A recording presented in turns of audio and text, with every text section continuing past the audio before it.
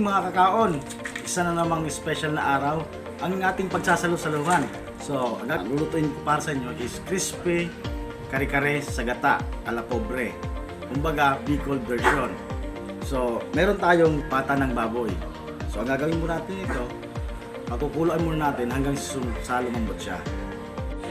So, pakukuluan muna natin ito hanggang sa lumambot siya bago natin siya lutuin. So mga kakaon, habang hinihintay natin na lumambot yung ating pata ng baboy, so nag-prepare na tayo ng gulay para sa ating kare-kare. Yung ating kare-kare pala, hindi yung combo na gumagamit tayo ng peanut butter. So, lulutuin natin to sa gata. Instead na peanut butter yung gagamitin natin, kumuha tayo ng crispy naman yung talagang wala siyang asukal. So mainam ito sa may mga sakit sa diabetes na makakaiwas kayo sa mamatamis. So mamaya ipapakita ko sa inyo kung paano natin ito lutuin. So, ngayon, ito na yung pinalambot nating pata ng baboy. So kaya kailangan natin i-fry na ito para maging crispy siya. Okay. Dahan-dahan lang ito na tayo para hindi tayo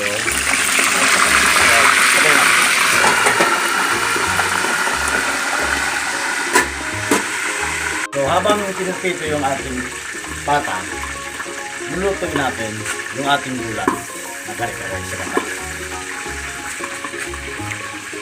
Lagyan natin yung ating gata. Fresh na fresh. Ito yung talagang coconut milk. Lagyan natin yung milk. Lagyan natin yung ating bawang at sibuyas.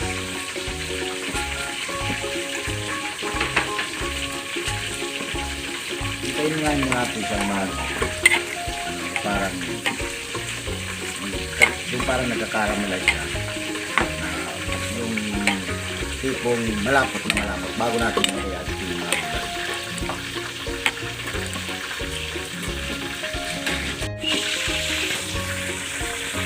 So, pwede na natin lagay yung ating puso ng saging. Pwede natin yung ating talong.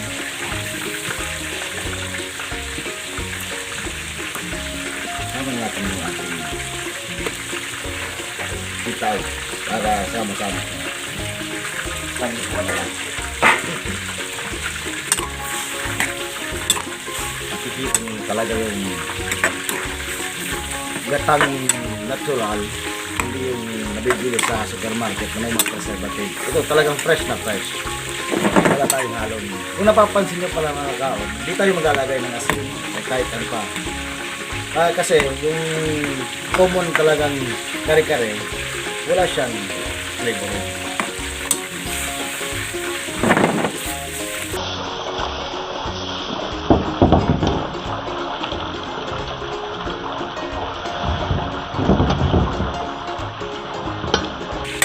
Hintayin natin muna siyang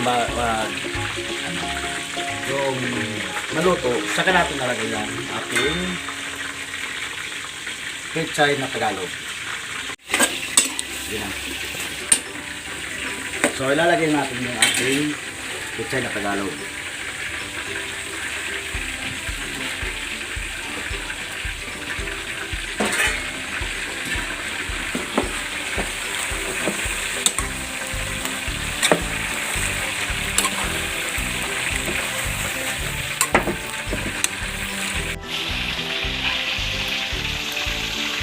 Lalagyan natin ngayon ng mani para matawag natin itong gulay na kare-kare sa gata ala pobre. Kasi yung typical na ginagamit natin pag tayo gumagawa ng kare-kare, gumagamit tayo ng peanut butter. So ngayon hindi tayo gumagamit ng ito yung gagamit natin.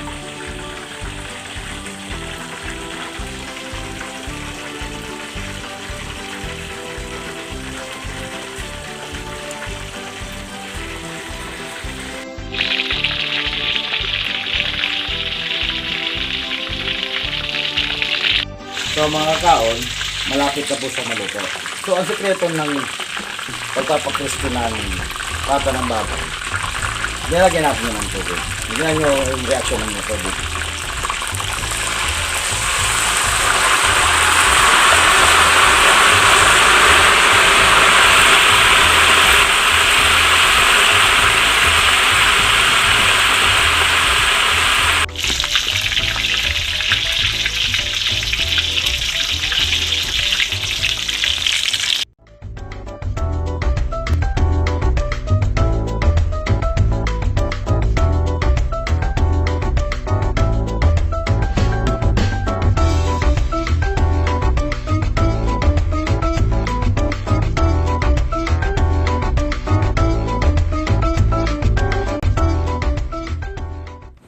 Okay mga kakaon, ready na ang ating crispy kare-kare sa gata a la pobre, Bicolano style. So, kumbaga ito yung ating version sa Bicol. So, kung mapapansin nyo, napaka-healthy. So, mayroon tayong mga gulay, tsaka yung ating crispy pata. Hindi natin sila pinagsama.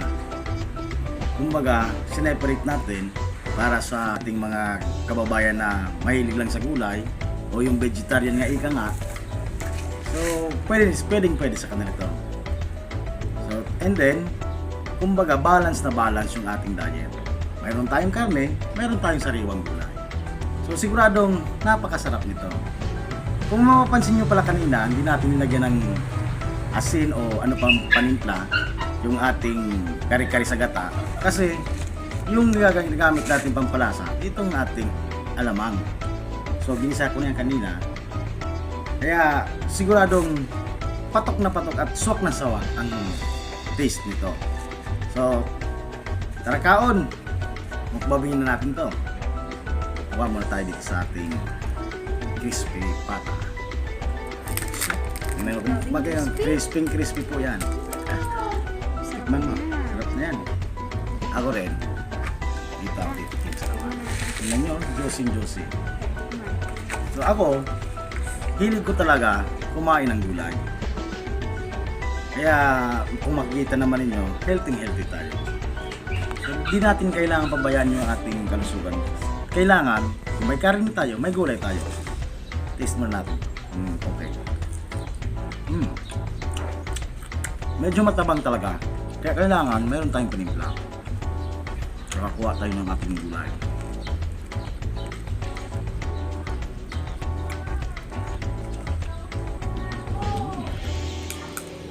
Gagawin natin. Lagyan natin ng mani para masabi natin kare-kare.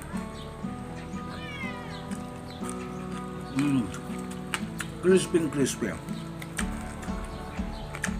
Sulit na sulit talaga. Yung gata, yung mani, yung alamang ng bagoong, talagang masabi mong kare-kare. Sabayan mo pa nitong crispy pata. Kumbaga, kumpleto mo talaga. So, arog sa akong inarkusan kanina. Kain ka. Kain tayo.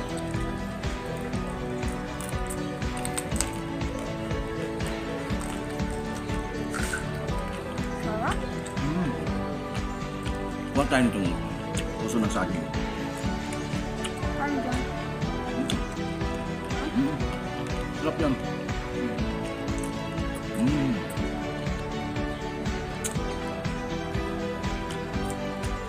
Pinakain ito? Sarap yan. Init.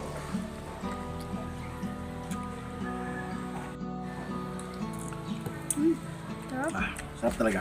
Maanghang. Pero sobrang sarap. Talagang healthy na healthy. Bagay na bagay ito sa may mga diabetes. So, kasi yung ginamit natin na pangtalasan niya, hindi yung peanut butter. Ito, walang asukal. So, kumbaga, tamang-tama sa mga mayroong diabetes niya. So, try nyo. Sarap to.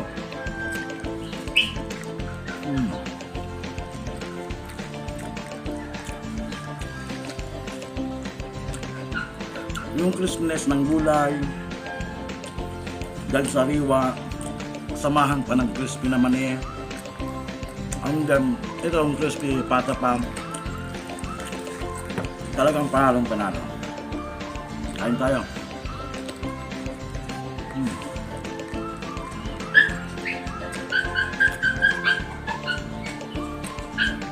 So, bago ko pagpatuloy yung pagkain ko, shoutout muna tayo. Shoutout kay Edwin Marilla, kay Anthony Mendones, Sherilyn Navarra Casile, Jan Mendones, Reyna Misias, May Daves, Doris Corner, Bong Gaming, Jesse Blue TV, and Evelyn Agensa, Norse Alde, Princess Matea, and Gracia in UAE, and special to the Cavite Hunter Club. Yeah, shout out sa inyo. And shout out ko na rin yung ating mga idol sa Kalina Brothers. Kung wala kayo, wala rin ako rito. Kayo yung pinaka-inspirasyon ko talaga. Kasi marami kayong napapasayang tao. So, kain muna tayo ulit. Shout out mga Kalina. Kalina Brothers, shout out. Kain tayo. Kung gusto niyo ma-shoutout sa next future videos natin, comment down below na lang para sa susunod nating vlog or nating video may shoutout kayo. Like, share, and subscribe. Pakikalimbang naman yung ating kampana doon para lahat ng updated na gagawin nating video ma-update kayo. So, kain na ulit tayo.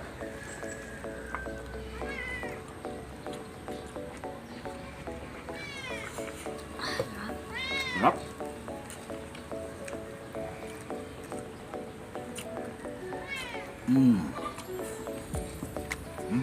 Ano? Kumaga. Ano mo ba? Kumaga sama. Ito na tayong kutsilo.